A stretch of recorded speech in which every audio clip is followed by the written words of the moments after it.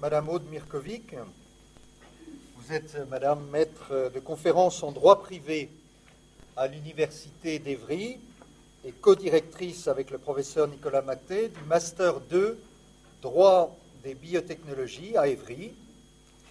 Vous avez publié aux éditions des presses universitaires d'Aix-Marseille en 2003 La notion de personne, étude visant à clarifier le statut juridique de l'enfant à naître. Voilà qui vous donne une forte compétence pour aborder la question « Faut-il définir un statut juridique pour l'embryon humain ?» Nous vous écoutons avec intérêt.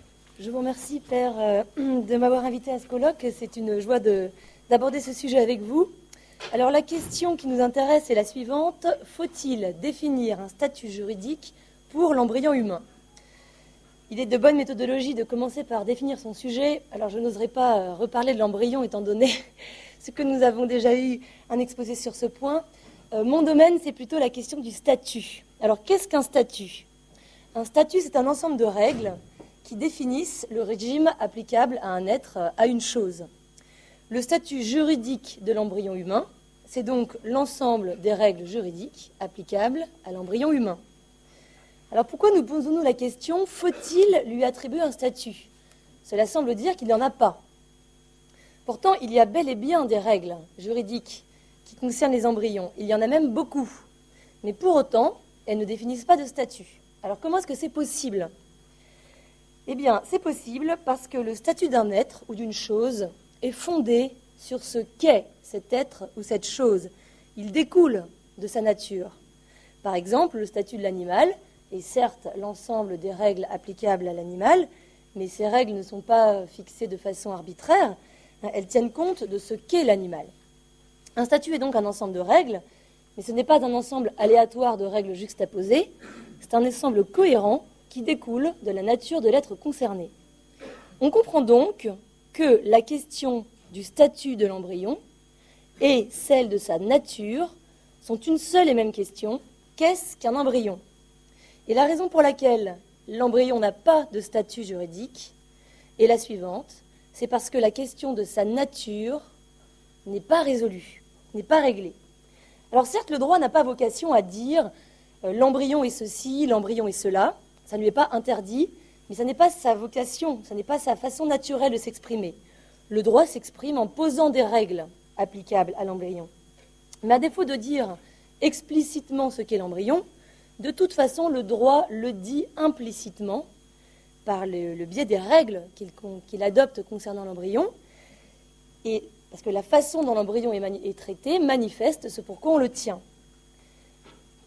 Alors, puisque la question « qu'est-ce qu'un embryon » n'est pas abordée, elle n'a aucune chance d'être résolue, et à défaut de réponse, eh bien, les règles adoptées à propos des embryons ne génèrent pas de statut, mais seulement un corpus de dispositions totalement incohérentes.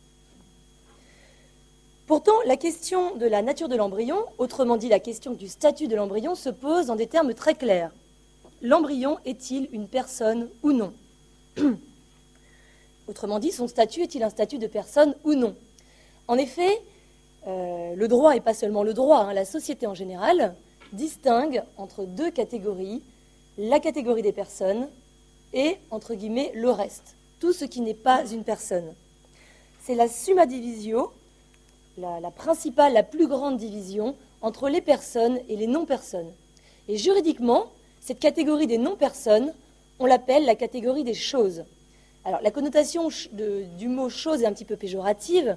C'est la raison pour laquelle, souvent, même lorsque l'on ne veut pas qualifier l'embryon de personne, on répugne à le qualifier de chose. Excusez-moi, pourtant, il faut bien comprendre par chose uniquement ce qui n'est pas une personne. L'animal, juridiquement, est une chose, un brevet est une chose, etc. Voilà. La chose, c'est la catégorie résiduelle, tout ce qui n'est pas une personne. Donc la conséquence sur le statut est la suivante. De ce que l'embryon est une personne ou non, il aura, ou devrait avoir, un statut de personne ou de chose. Même s'il est qualifié de chose, ce sera une chose particulière, éventuellement une chose sacrée, mais en attendant une chose. Donc la question se pose clairement. L'embryon a-t-il un statut de personne ou pas ? Et la réponse n'est pas moins claire. La réponse est oui ou non. En effet, notre civilisation en général et notre système juridique en particulier ne connaissent pas les sous-hommes, les surhommes, les demi-personnes, les 80% personnes, les 100%, 120% personnes. Non. On est une personne ou on est autre chose. Il n'y a pas d'intermédiaire entre la personne et la non-personne, comprenez juridiquement entre la personne et la chose. Alors, il est vrai que les propositions de qualification intermédiaire ne manquent pas. On connaît la formule devenue célèbre du comité d'éthique de personnes humaines potentielles. On trouve dans les décisions de justice, dans les rapports parlementaires, les termes de projet de personne, personne en devenir, ou d'autres équivalents. Mais le recours à de tels concepts, en fait, ne résout rien du tout, parce qu'à la fin, il faut décider de traiter l'intéressé comme une personne ou pas, hein, et quel est le régime applicable à cette personne humaine potentielle? Eh bien, c'est un régime de personne ou non, hein, mais il n'y a pas d'intermédiaire. Donc, ces qualificatifs ne résolvent rien. Donc la question se pose clairement, la réponse a vocation à être tout aussi claire, oui ou non, et pourtant, la réponse apportée par le droit est décevante, puisque le droit ne donne aucune réponse à la question. L'embryon n'a pas de statut en droit français. Il y a, comme on l'a dit, des dispositions qui concernent les embryons, des décisions de justice qui sont rendues à leur sujet, mais elles ne génèrent pas de statut parce qu'elles sont contradictoires et incohérentes. Je m'explique. Le législateur, d'abord. Le législateur affirme vouloir se cantonner dans ce qui est proprement son rôle, et c'est vrai, hein, encadrer les pratiques, poser des normes, des règles relatives aux embryons. Et les nombreux rapports qui ont précédé, suivi, accompagné, évalué les lois de bioéthique sont unanimes dans leurs recommandations au législateur, surtout ne pas aborder l'impossible question du statut de l'embryon. Je donne un exemple parmi d'autres. Le rapport Céruscla qui a été rendu pour les premières lois de bioéthique, les conceptions éthiques antagonistes sur la nature de l'embryon, respectables en tant que choix individuel, ne seraient pas praticables en tant que choix de société. La vraie question est de savoir comment l'embryon doit être traité. Alors là, vous voyez que ce n'est pas la peine de lire entre les lignes ou de sonder les intentions secrètes, hein, des protagonistes du débat.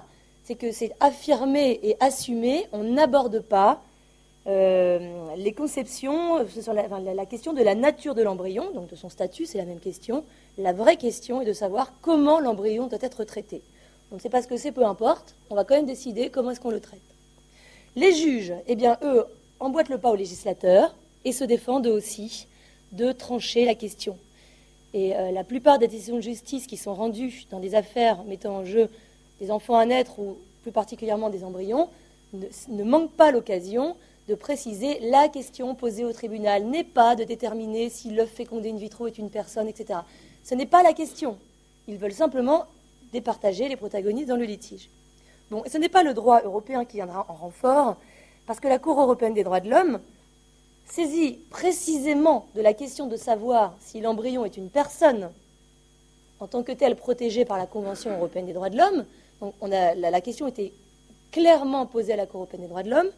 Celle-ci a répondu qu'il n'était ni opportun ni même possible de répondre à cette question, la définition de la personne relevant de la marge d'appréciation des États. Donc on pressent immédiatement la fragilité de cette approche relativiste, parce que sa conséquence immédiate est que ce qu'est un embryon, et en fait, le fait de savoir s'il est une personne ou non, peut varier en fonction des États du Conseil de l'Europe. Donc pour la Cour européenne des droits de l'homme, il est normal que l'embryon puisse être une personne en Angleterre et ne pas l'être en France, ou réciproquement.